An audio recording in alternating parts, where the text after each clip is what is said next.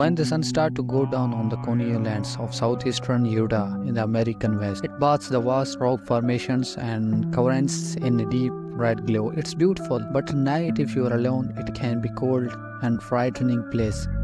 Particularly if you find yourself trapped in one of the deep ravines that split the sandstone monoliths in two.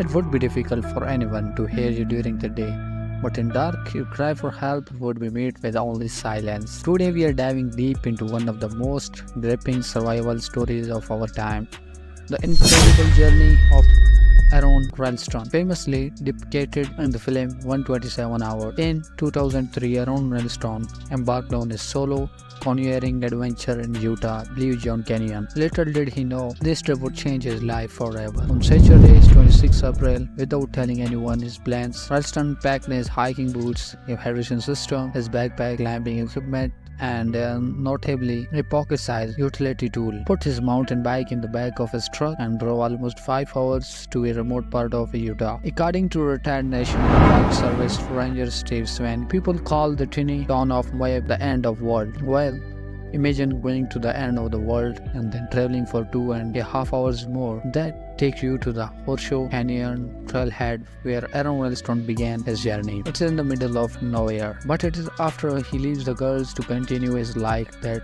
the Easter strike. Ralston had left his bike and continued on foot into the Blazon Canyon. The canyon requires technical rock and canyoneering skills to navigate, but Ralston was more than capable. I was accustomed to being in war or riskier environments, he says, so I thought going into the canyon was a walk in the park. There were no avalanches, it was a beautiful day, and I was essentially just walking. But suddenly, Ralston slipped and fell down the chasm. This load going 360 kg, Tuxton boulder, which is much harder than sandstone.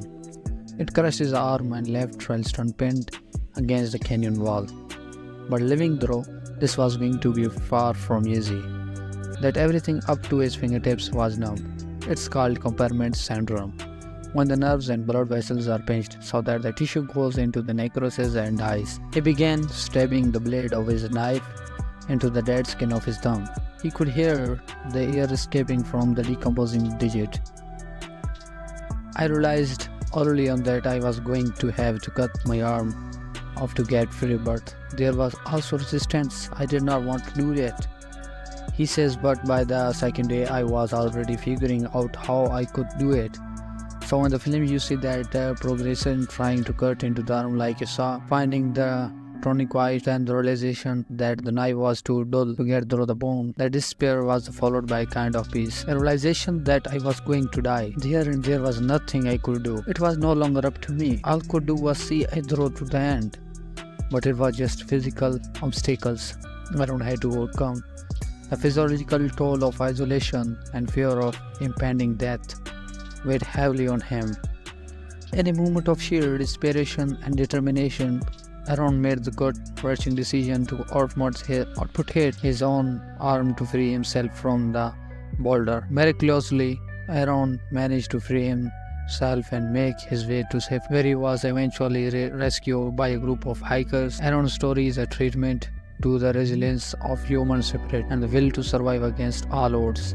This bravery and resourcefulness continue to inspire people around the world. So next time you find yourself facing a seemingly insurmountable challenge, remember Aron Ralston's story and know that with courage and determination anything is possible.